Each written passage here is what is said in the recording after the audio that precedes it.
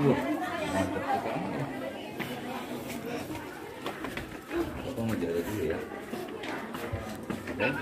Oke. Ada Kang.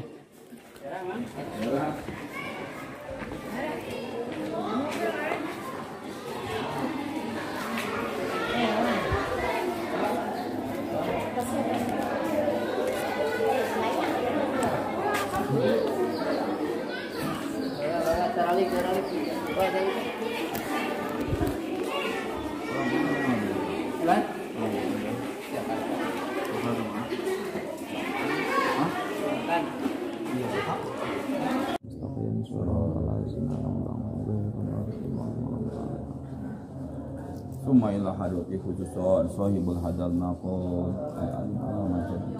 dan itu sama Dafi bin Musyada bin Arsi bin Mutar bin Abdul Fatah bin Abu Ma'ali bin Fahin Nasibun bin Mansur bin Nasir bin Syarif Hidayatullah Amdul Nabi Aidul Amjad bin Agar Amas Sejawab bin Abdullah Hikmatun Abdul Malik Al-Bim Al-Fatih Muhammad Sayyidin dan Ali Al-Qasam Al-Bim Muhammad Al-Bim Ubaidillah yang memilih Al-Isan Aku Muhammad Aku Ali Raja Kasari bin Marabadi Ajin bin Sayyidina Hussein wa Syarif Fatimah Tujar wa Qadiyatu Kubra Barakati wa bi karamati wa bi aswari wa bana husun sabil Ubi korban sebelum makbaro ya Allah hasil makosidana wa min hawaijana min hawaiji dunya wal akhirah bisahalah wal hidayah wal kifayah wal inayah wal siyah wal quwwah wal afiyah wa salamah fi anfusina wa auladina wa banatina wa azwajina wa dzurriyyatina wa ahli baitina wa man asra'ina wa awsana wa ilaina bi barakatihi wa bi karamatihi jami'an jami'an ya Allah ibtalana fi arifin wa ta'lim wa da'wah wa nawil qulubana kama nawata wa samawati bi syamsi wa qamari wa faqina fid din wa alimna bin nafi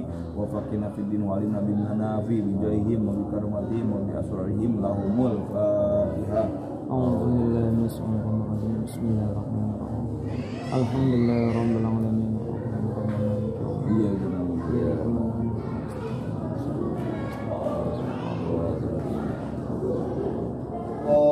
ini kakek, ini mama sembuhan, ini abah saya, ini Habib nih satu.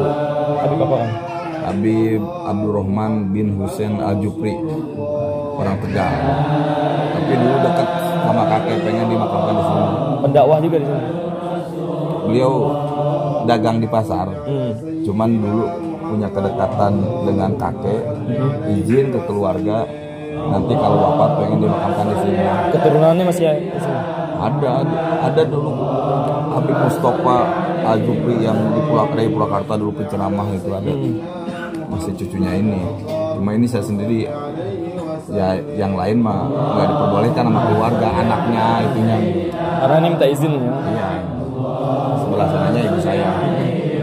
Jadi kumpul sini Kang anak Kang? Hah? Kumpul orang tua di sini, kakek di sini ya? Iya, abah, kakek, ibu. Ibu ya. Ya Kang.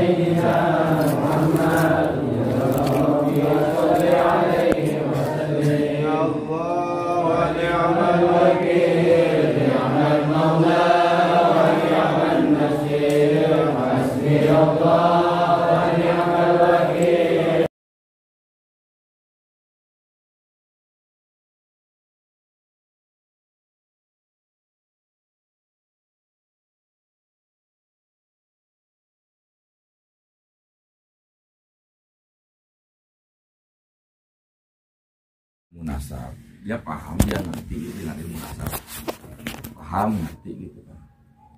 Tapi dia tidak diberi ilmu penunjang untuk bisa merapihkan nasab tersebut. Itu yang susah itu. Bukan sekedar data ya? Bukan sekedar data gitu kan. Karena apa? Nasab itu orang-orang yang kita catat, kita urusin, itu orang-orang mulia, wali-wali Allah. Ya kalau kitanya apa bukan berarti saya ini gitu kan. Kalau kitanya hatinya belum bersih, orangnya masih hasud, enggak. Walaupun pinter juga koneksinya putus. Koneksi ruhaniyahnya putus. Betul. Apalagi orang jarang-jarang. Waduh. Ngurusin nasab jarang aja jarang. Jadi benar-benar orang yang secara ruhani itu nyambung gitu. Nah itu yang nggak diberikan ke sembarangan orang itunya, gitu maksudnya. Ruhani dia dengan ajdad, dengan leluhur itu kan. Ini ke sini sambungan ininya. Gitu. Karena kalau nggak nyambung, nggak bisa, nggak mudah. Jadi kita itu datang ke orang ngurusin nasab, itu kita itu dibawa orang. Kita itu dibawa leluhur ke leluhurnya dia gitu. Sekeras apapun dia, kalau dia benar keturunannya, dia akan luluh. Kalau saya ngomong, karena yang ngomong bukan saya, yang ngomong leluhur saya ke leluhurnya dia, yang ada di dia. Tawasulin dulu gitu loh maksudnya. Jadi bukan asal ngomong gitu loh maksudnya. Kenapa pede? Ya karena itu.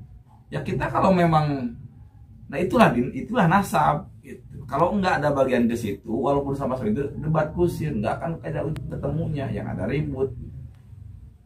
Karena titik untuk melunakkan yang kerasnya ini, itu nggak semua orang dikasih untuk bisa aja nggak seperti itunya.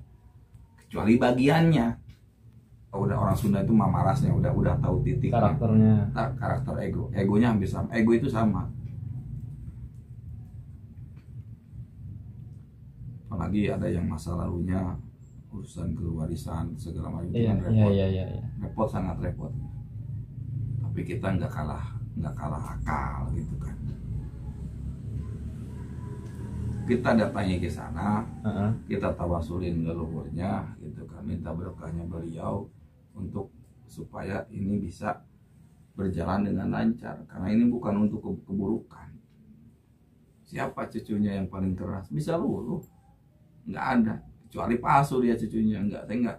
Karena semua yang saya datangi yang sekeras apapun juga bisa lunak kalau dia ada petunjuk daripada leluhurnya sendiri, kalau ada izin dari leluhurnya untuk memberesin nasabnya gitu. Kalau nggak ada izin berarti belum waktunya, bukan berarti nggak ada izin. Kalau ini mah udah ada izin, cuman kadang mencari waktu yang tepat, momen yang tepat. Contoh, pas saya ke sana, contoh susah waktunya, susah ininya, berarti belum ada izin. Bukan nggak ada izin, tapi harus ada yang dirapikan dulu di sananya supaya nanti pas ketemu itu nggak terlalu jadi langsung ke titik permasalahan, nggak lebar gitu. Nggak ada masalah yang memang susah gitu. Cuman memang itu tadi nggak sembarang orang, bukan berarti saya bisa, berarti yang saya tahu juga setiap keluarga besar sama, egonya sama kayak gitu. Makanya dimanapun juga di keluarga besar itu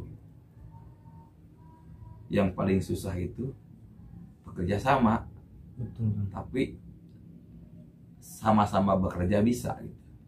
Kita sama-sama bisa menghidupkan majelis segala macam gitu. Tapi kalau bekerja sama susah. Tapi kalau masing-masing mah gitu kan, dengan egonya masing-masing bisa.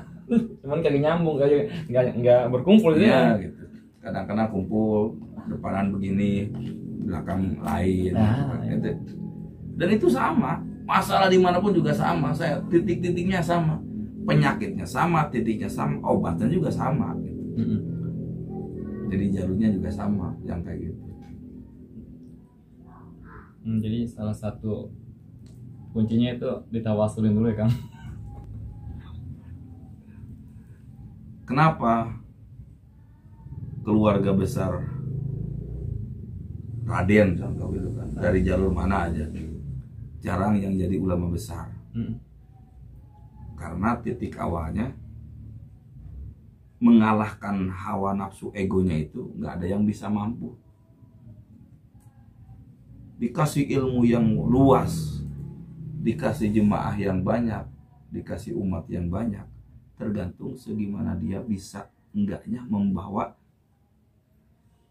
dirinya, mengalahkan hawa nafsu ego dianya. Jadi makanya jarang yang jadi ulama besar, ya karena nggak bisa ngalahin egonya. Bukan nggak mungkin bisa, tapi ngalahin egonya gitu. Jadi dia dari kecil itu udah kadang kan ujian gesekan dengan saudara, dengan ini gitu kan. Tapi sebenarnya kalau mau jadi sekali. cuman jarang gitu. Kebanyakan yang ngikuti pasaran umum, nggak mau gesekan ibaratnya gitu kan, menghindar jauh daripada dekat ribut, mendingan agak jauh dengan keluarga tapi kita fokus dengan jemaah. Nah semuanya rata-rata seperti itu, punya pondok, punya ini, tapi itu nggak akan jadi ulama besar gitu, nggak akan jadi ulama besar. Keturunan Pangeran Sugiri yang paling masyhur Muhammad Tanah Baru Muhammad. Bukan berarti yang lain enggak, dari dulu juga ada, cuman yang sampai ke titik seperti itu jarang. Karena apa? Karena yang egonya itu. Tahap awal pertama kita untuk belajar segala macam, hilangkan rasa aden lah, rasa enak itu kan awal-awalnya gitu kan.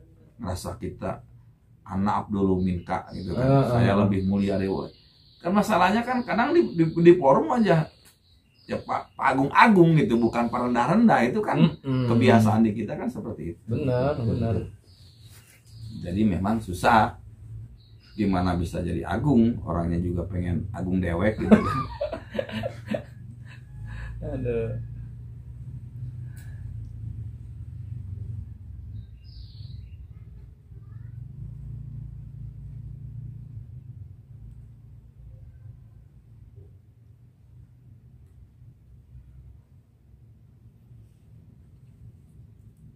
Jadi insya Allah kalau Allah berkehendak itu kan leluhur merestui, lancar.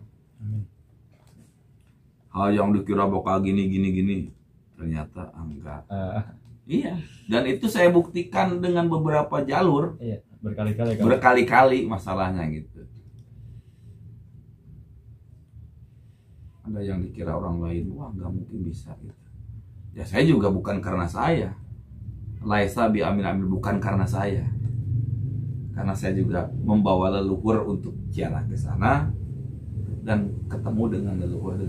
Kalau leluhur yang urusannya aman, orang wali sama wali. Kalau kita mau ecek-ecek sama ecek-ecek ya ribut. Yang ada ribut.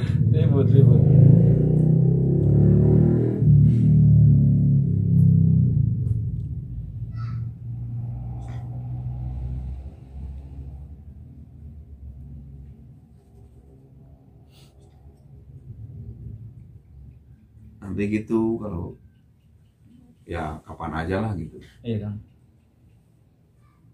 Ngobrol-ngobrol gitu kan.